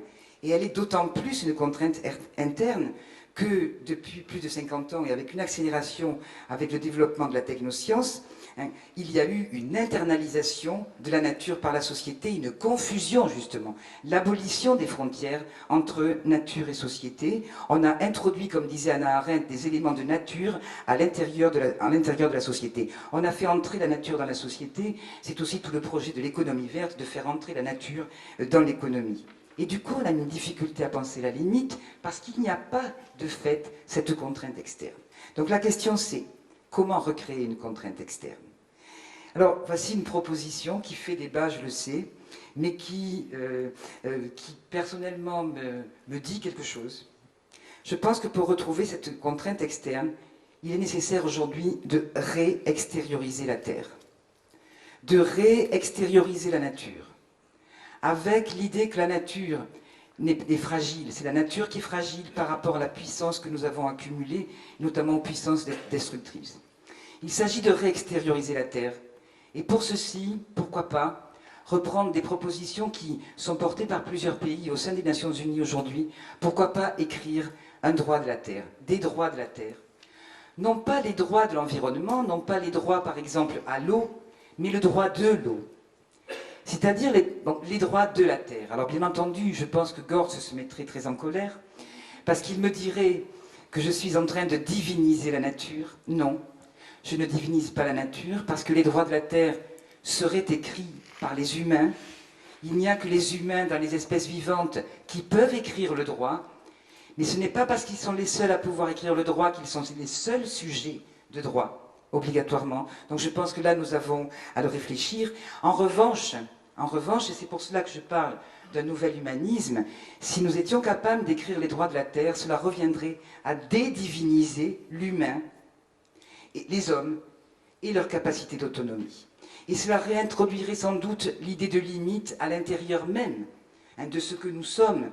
Et je reviens à la phrase de Valérie, nous permettrait de nous extérioriser peut-être par rapport à ce que nous sommes pour arriver à penser ce que nous savons. Et pour arriver à croire ce que nous savons. Voilà ainsi, si vous voulez, le sens de la contribution que je voulais apporter aujourd'hui. C'est un ajustement par rapport à la pensée d'André Gortz, et je pense beaucoup à la lettre à Dorine qu'il a écrite. Bon, bien entendu, je trouve ce texte aussi absolument magnifique, et je me souviens d'un passage où il nous dit, André Gortz, qu'il a appris de Dorine, avec laquelle il avait des échanges, bien entendu, il a appris de Dorine la nécessité de se méfier d'un certain carcan, d'un certain théoricisme qui peut constituer un véritable carcan de la pensée qui isole par rapport au mouvement réel des choses.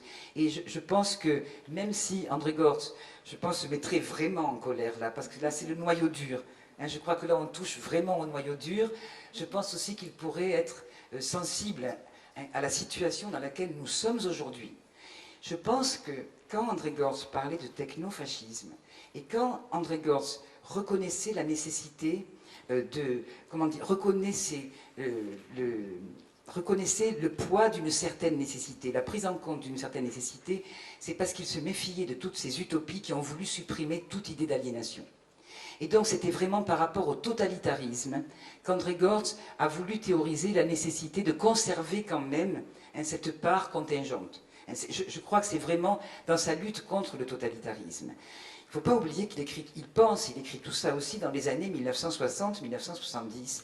Aujourd'hui, il nous paraît évident la critique du système totalitaire, etc. Ce n'était pas du tout évident à ce moment-là. Et moi, c'est ce qu'il m'a apporté aussi, bien entendu, André Gortz. Je pense qu'aujourd'hui, nous avons un autre totalitarisme, bien entendu, et avec toutes ces questions d'effondrement, et du coup, l'idée que ce n'est pas simplement les sociétés qui sont fragiles, et je suis bien d'accord que la démocratie est fragile, mais c'est aussi la planète qui est fragilisée. Et ça, je pense que, sorti du théoricisme, je pense qu'il pourrait être sensible à ce mouvement des choses aujourd'hui. Je vous remercie. Merci beaucoup.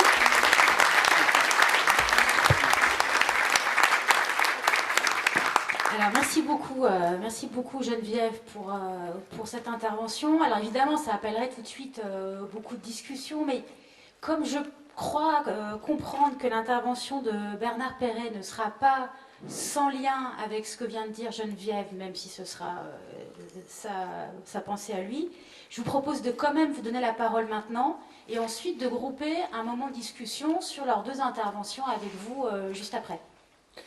Oui, alors je vais effectivement me situer assez dans la ligne des interventions précédentes, donc ce qui me permettra peut-être d'être un peu plus court, mais donc ce sera une intervention de tonalité assez critique, mais avant ça, je voudrais quand même dire, parce qu'il faut quand même, pour équilibrer les choses, revenir sur l'apport de Gortz et souligner quand même, avant de passer à l'analyse des limites de sa pensée, redire à quel point la pensée de Gortz pourrait quand même aujourd'hui rester un point d'appui pour poser la critique du capitalisme au bon niveau et à quel point la gauche est encore en retard par rapport à la pensée d'Illich. Et pour moi, tout ça se résume dans une phrase qui résume en quelque sorte l'apport critique de Gorz, quand il dit « La domination de la rationalité économique sur toutes les autres formes de rationalité est l'essence du capitalisme ».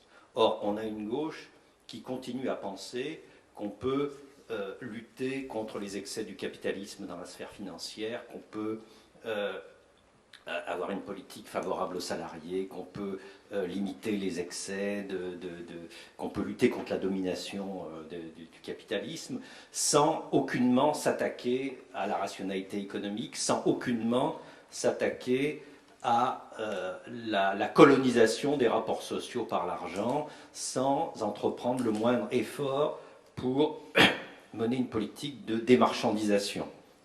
Et de ce point de vue-là, on peut dire que la radicalité de Gorz, qui pose bien la question du capitalisme, qui situe bien le capitalisme comme la domination d'une certaine forme de rationalité sociale, me semble encore une ressource qui peut être, bien entendu, très, très utile.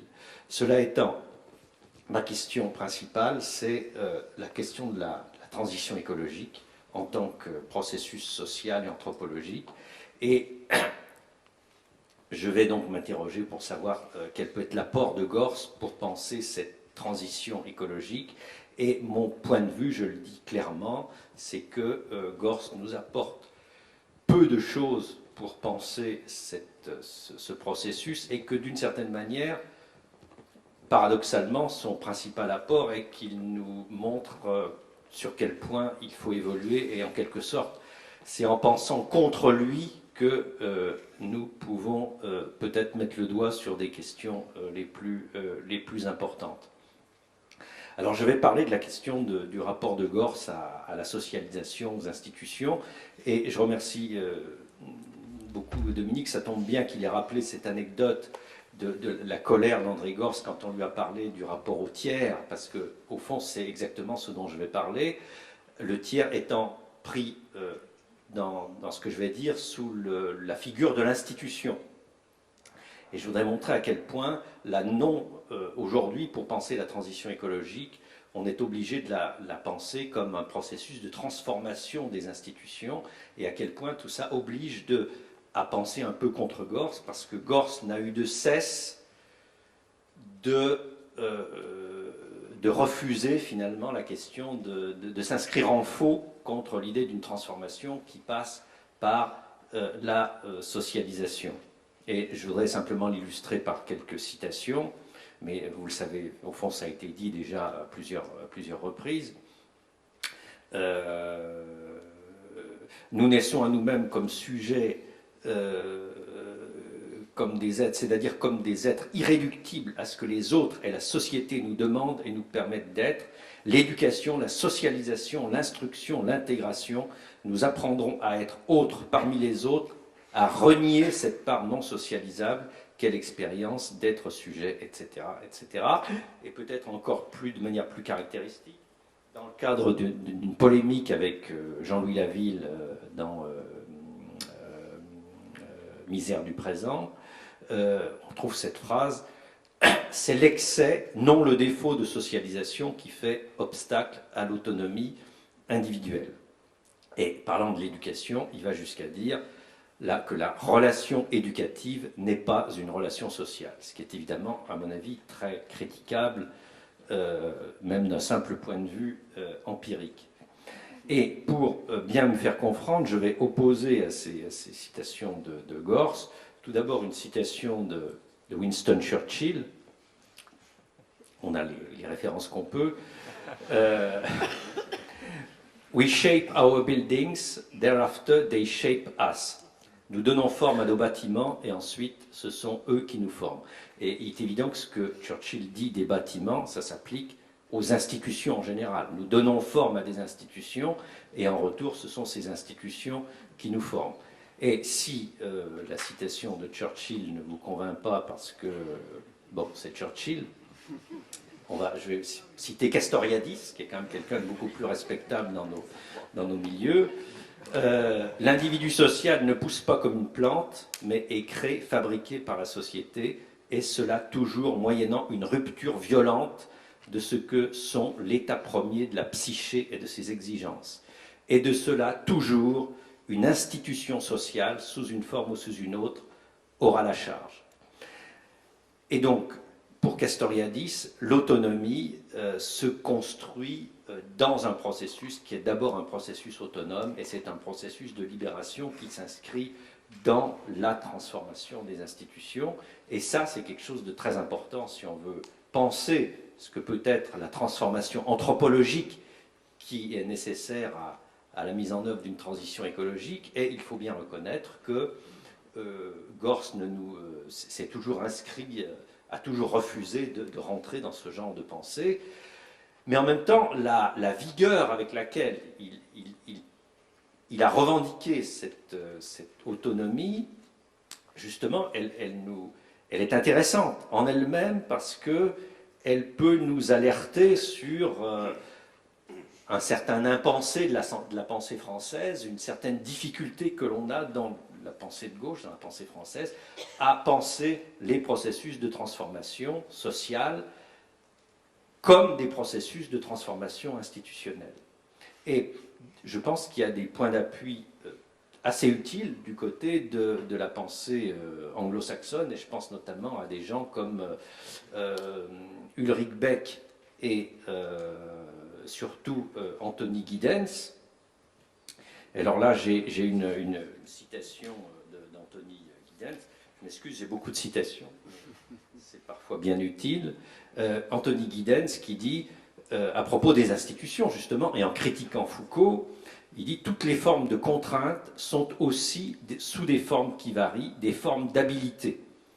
Elles servent à rendre possibles certaines actions en même temps qu'elles en restreignent ou en empêchent d'autres. » C'est-à-dire que Giddens propose une pensée équilibrée en quelque sorte, ce qu'il appelle la dualité du social, où toute forme de socialisation, toute forme de contrainte sociale, toute forme d'institution doit être analysée de manière équilibrée, à la fois comme un facteur d'hétéronomie qui contraint l'individu et qui est pour lui une forme de privation de liberté, et en même temps quelque chose qui rend possible certaines actions, non seulement collectivement, mais même individuellement. C'est-à-dire que même l'action individuelle s'appuie sur les contraintes institutionnelles.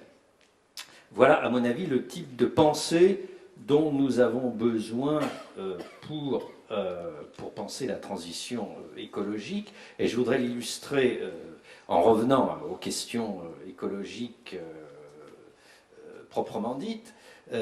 En effet, on l'a, je crois, suffisamment dit ce matin, l'écologie, la gravité de la question des menaces écologiques aujourd'hui fait que nous sommes confrontés à des limites, à des contraintes, et toute la question est de savoir comment nous allons socialiser ces contraintes, les rendre acceptables, nous permettre de les assumer.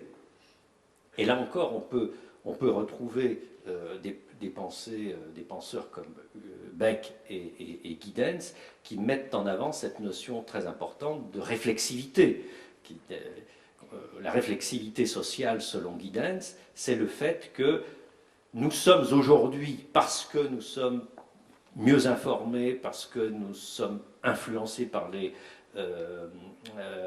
sciences sociales et parce que nous sommes confrontés à un certain nombre d'expériences négatives et aux effets pervers des formes de rationalité que nous avons mis en place, nous sommes capables d'avoir un regard réflexif sur les institutions, sur nos systèmes techniques, et ce regard critique, n'aboutissant pas à jeter le bébé avec l'eau du bain, c'est-à-dire à cultiver l'utopie d'une émancipation hors sol et en dehors des institutions, mais nous sommes capables de transformer nos institutions, de réinterpréter nos institutions de manière réflexive grâce à toutes ces expériences. Et je pense que on peut en avoir des tas d'illustrations dans le domaine de l'écologie. Alors, Gorz, bien sûr, avait quand même malgré tout vu le problème, puisqu'on trouve cette phrase dans Misère du présent, le problème qui se pose à l'écologie et donc celui des modalités pratiques qui permettent la prise en compte des exigences de l'écosystème par le jugement propre d'individus autonomes poursuivant leur propre fin au sein du monde vécu. Je crois que l'équation est très bien posée, le problème est très bien posé, mais la solution n'est pas là. Il faut construire justement des institutions, des processus sociaux qui vont permettre aux individus de se réinscrire librement et réflexivement dans des processus institutionnels qui vont les aider, qui vont les transformer en retour et qui vont rendre possible certaines formes d'action collective. Alors je pense que des illustrations, elles nous ont été données ce matin, notamment par Dominique, autour de la question des transformations institutionnelles liées à l'idée de démocratie écologique. Il faut nous-mêmes nous créer des institutions qui vont représenter pour nous des contraintes, qui vont nous obliger de tenir compte de la nature, de tenir compte des générations futures. Je crois que la question du temps est une magnifique illustration de toute cette problématique. Il est clair que, et c'est quelque chose qui est de plus en plus souvent souligné par des anthropologues, par des éthologues, etc., qui soulignent le fait que notre rapport au temps, en tant qu'individu, a été profondément formaté par notre expérience de primates chassant dans la savane, qui ont comme souci principal de savoir ce qu'ils vont manger le lendemain, et que nous en sommes toujours un peu là, c'est-à-dire nous sommes dans des enjeux, dans des comportements, dans des relations au réel qui survalorisent évidemment l'instant présent. Si nous voyons passer un pot de confiture devant nous, la tentation est toujours forte de mettre le doigt dedans, même si nous savons que c'est mauvais pour notre taux de glucides dans le sang, etc. Et on voit bien que l'économie, le capitalisme lui-même, a déjà représenté un progrès dans la construction d'un cadre de rationalité intertemporelle grâce à l'épargne, grâce au taux d'actualisation, grâce au taux d'intérêt, grâce au système financier.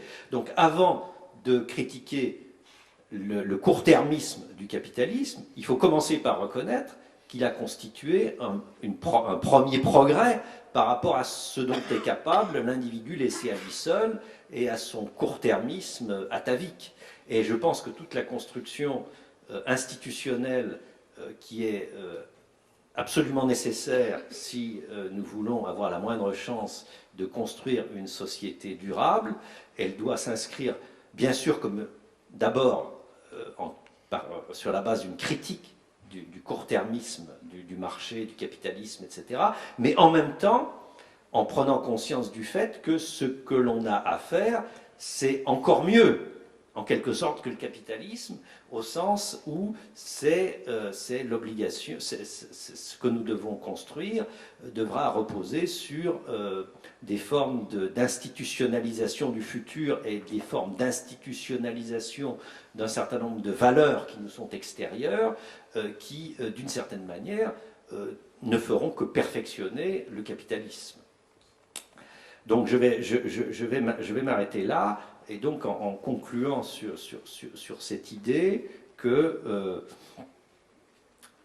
la tâche qui est devant nous aujourd'hui, ça n'est pas l'émancipation, je le dis très clairement, mais enfin en tout cas c'est pas l'émancipation telle que on peut la penser suite à Marx et suite à toute la pensée post-marxiste, c'est-à-dire une émancipation qui met en valeur l'individu seul, l'individu prométhéen qui se libère par son travail et qui est directement au niveau de l'universel, au niveau de la construction d'une société sans classe, une société libérée de toute forme de domination, etc.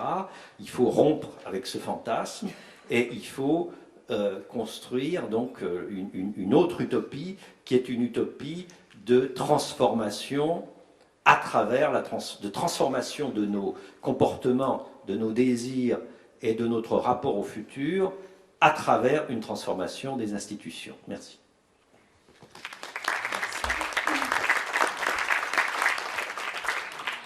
Alors, merci beaucoup. Donc, je vous propose maintenant d'ouvrir un temps de discussion avec vous. Alors, comme il est 11h30 et qu'on a encore un dernier intervenant, si ça vous va, ce que je vous propose, c'est maintenant plutôt des interventions, s'il vous plaît, concernant assez directement les interventions de Geneviève Azam et Bernard Perret, pour avoir, je pense qu'on réussira à avoir un dernier temps après la dernière intervention, un peu plus générale. Ça nous permettra comme ça de conduire ça, voilà. Donc, une dizaine de minutes. Alain Caillé. Oui, une question à Geneviève. Pour essayer de bien comprendre ton projet de réextériorisation de la nature, est-ce qu'une traduction un petit peu plus concrète, tu l'as dit très rapidement, en une formule, hein, une traduction un petit peu plus concrète de ton idée, ça ne serait pas de dire qu'il faut considérer la nature comme un partenaire de don et de contre-don, comme l'ont fait finalement toutes les sociétés humaines jusqu'à présent. Et si on dit ça, ben je crois que ça va vite comprendre pas mal de choses. Alors, une illustration un petit peu empirique de cette idée-là qui peut sembler saugrenue aux yeux des modernes, considérer la nature comme un partenaire de don qui nous donne quelque chose à qui il faut rendre et avec laquelle il y a un rapport nécessaire de réciprocité. Une bonne illustration, c'est le travail que fait Jocelyne Porcher dans son livre « Revivre avec les animaux » et qui donne une inflexion très particulière à tout un ensemble de débats.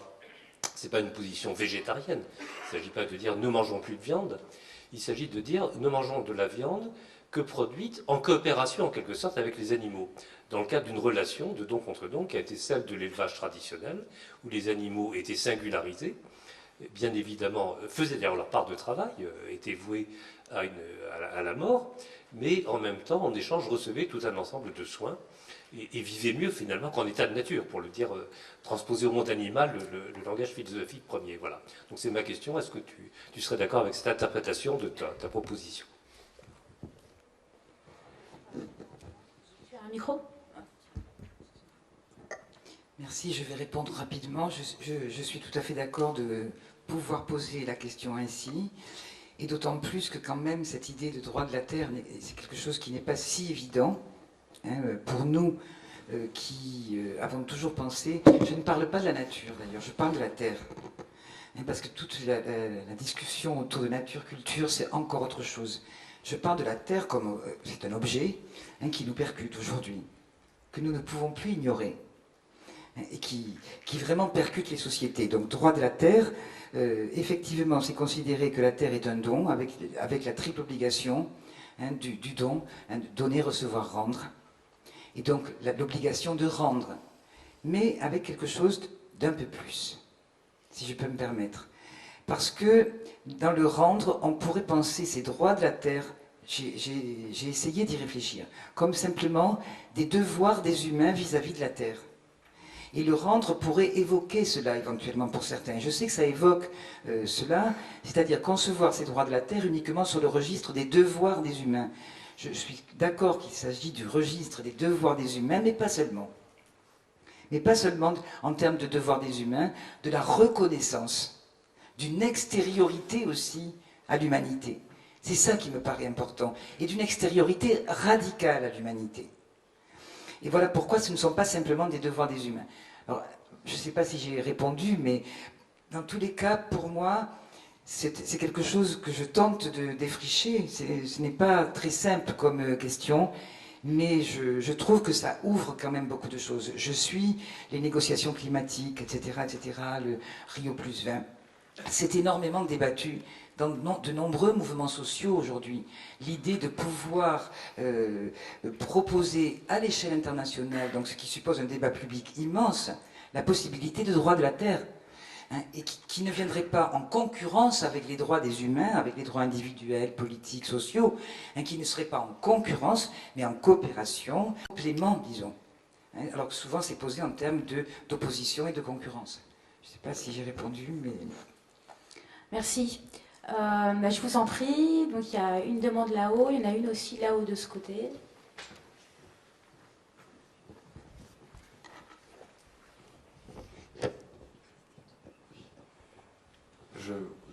J'ai l'impression de m'adresser à 3 personnes à la fois, puisque me semble-t-il, les 3 derniers exposés laissent affleurer, vous me confirmerez ou pas, que quelque chose se chercherait peut-être du côté de la condition herméneutique. C'est-à-dire, avant que penser consisterait à s'apercevoir qu'on ne pense pas sans présupposer. On pourrait appeler ça un don initial. Et que de ce point de vue-là, toute activité n'est autre que la réplique à une passivité de ce qu'on a reçu au préalable. Et que, me semble-t-il, ça coupe les pieds à toute prétention souverainiste de l'individu souverain, qui serait au principe d'une table rase à partir de laquelle il inventerait tout, à partir de rien.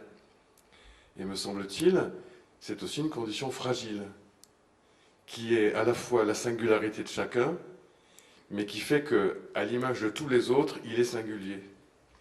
Donc de ce point de vue-là, il y a un mixte à l'intérieur. Peut-être que le plus intime, ce serait l'extériorité au sein du sujet. Et est-ce que c'est pas là qu'on peut trouver un point fixe qui soit extérieur et en même temps intérieur et en même temps commun à tous les humains et par là, facteur de délibération politique?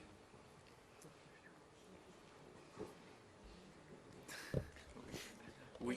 Vous souhaitez... Il faut aussi réfléchir et répondre après. Dominique, prends un micro. Prenez un micro, s'il vous plaît. Brûle pour point, comme ça, j'ai pas de réponse à faire. Je trouve que c'est intéressant. Mais passer comme ça de l'herméneutique au politique, ça paraît pas simple quand même. Mais voilà. Mais... Est-ce que quelqu'un veut réagir parmi nous ou on continue la discussion avec la salle et puis... Allez-y, Jean-Pierre Dupuis. Oui, par rapport à ce que disait Geneviève, ça je crois absolument, c'est ce point. Et moi j'ai utilisé le mot transcendance qui peut prêter à confusion, amener aux religieux, bon, etc. Mais, enfin, même si je n'évacue pas le religieux, loin de là, mais il faut un extérieur, et comme vous l'avez dit très bien, c'est ce que j'appelle l'économistification du monde qui fait que tout est ramené à la sphère humaine. Ça passe par l'économie, cette absence d'extériorité, justement. Alors j'ai pensé, alors c'est ça ma question, est-ce que vous vous reconnaissez ou non dans ce que Michel Serres a tenté avec le contrat naturel? Bon, parce que c'était au départ la même idée, mais est-ce qu'à l'arrivée c'est la même chose que ce à quoi vous pensez? Je crois pas tout à fait. Pas tout à fait. Je crois pas tout à fait, parce que il a posé effectivement le droit de la terre à sa manière, hein, comme un contrat.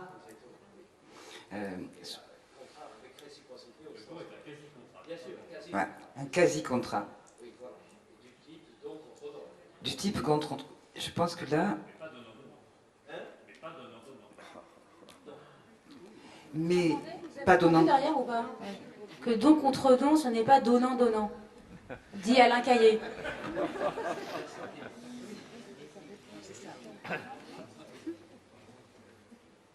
Non, Michel Serres, en plus, bon, et c'est ce qui peut-être me gêne le plus, maintient une certaine dichotomie et opposition de fait entre société et nature. Et ça, et donc le contrat naturel est un... Enfin, comment dire... ne vient pas... Quand je dis un nouvel humanisme, je pars de l'humanisme. Et c'est la filiation peut-être avec Gorz. Et d'ailleurs, ce que j'ai oublié de dire, ce que je me suis rendu compte après, quand j'ai eu terminé, je ne l'avais pas dit, je ne me situais pas du tout là-dedans dans une pensée de type anti-humaniste, justement. Et c'est ça que je retrouve chez Gorz, c'est-à-dire qu'il maintient quand même, et il nous aide à maintenir sans doute un certain fil à plomb par rapport à l'humanisme, mais l'humanisme de Gorz ne me paraît plus suffisant. Voilà. Mais en revanche, c'est pas pour autant, pour moi, qu'il faut abandonner ce fil-là et s'affilier à toutes ces tendances anti-humanistes. Je reviens à Michel Serres. Michel Serres pensait également qu'il s'agissait de donner ce qu'a dit Dominique Bourg tout à l'heure un petit peu, trouver des représentants de la Terre. Hein, trouver des représentants de la Terre qui pourraient siéger une sorte de conseil des savants, hein, qui pourraient siéger pour justement édicter. Bon, ça, je pense que justement, c'est contraire à toute la pensée illichienne et gorzienne, hein, et à laquelle je reste extrêmement attachée. contrairement à Michel Serres sans doute. Hein. Je ne pense pas qu'un droit de la terre puisse être comment dire, ni édicté, ni mis en œuvre par un conseil des sages au niveau international, hein, à qui on déléguerait voilà, parce que là ce serait accroître l'hétéronomie encore justement. Donc là c'est mon désaccord avec Michel Serres. Il y avait une personne qui demandait la parole. Je suis d'accord que cette idée de droit, que j'ai beaucoup pensé au point physique extérieur, la transcendance, etc. Mais bon, je pense que c'est une autre manière de parler de la transcendance. Alors ici, et après il y avait la personne là-haut. Je vous en prie. Oui, j'ai une question. Il y a un autre philosophe, je sais qu'il est peut-être peu cité dans ce genre de réunion, mais qui est Georges Bataille, qui a pensé l'extériorité radicale dont vous parlez, qui a fait de véritables propositions. Il y a un livre qui va sortir sur la part maudite. Je pense que c'est intéressant aujourd'hui de relire la part maudite parce que ça permet de sortir des dualismes dont vous parliez, liberté, nécessité, y compris nature-culture, et de penser un sujet humain qui soit tout à fait au-delà de la rationalité économique et de la rationalité tout court. Voilà, bon, j'arrête là.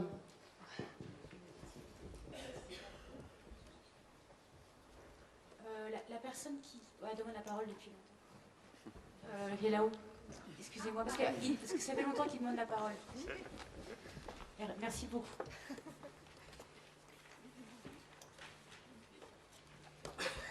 Se lever, c'est dur.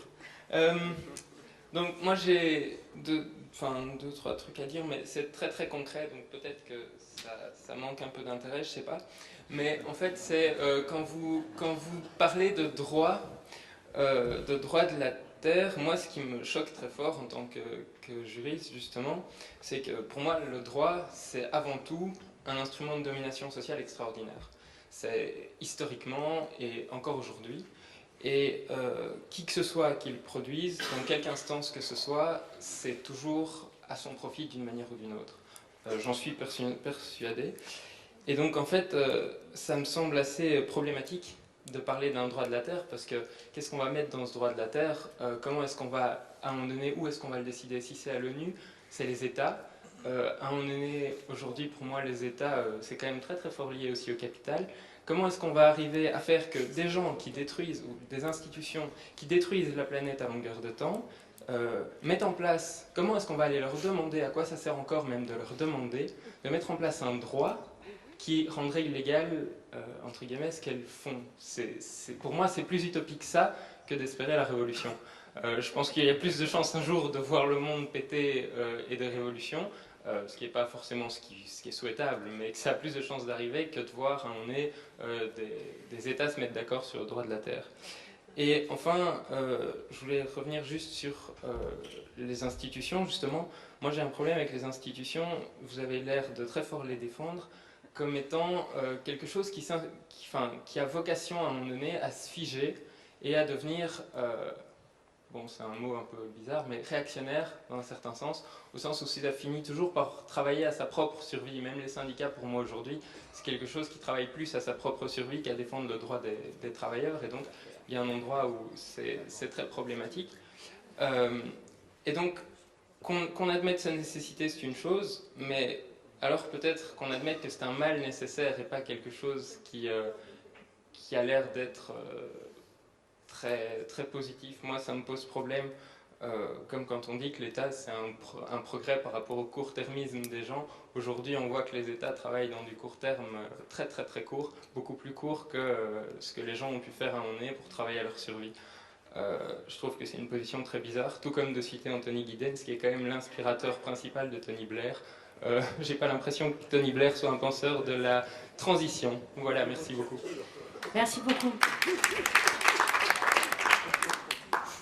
Geneviève ou Bernard. Je pense qu'il faudra les deux réponses, sans doute.